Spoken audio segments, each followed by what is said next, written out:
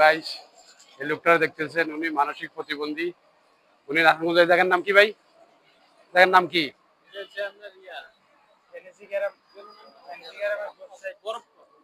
নারায়ণগঞ্জ শাসারা বরফকুল ওখানে রাস্তায় গোডাউনের সামনে থাকে।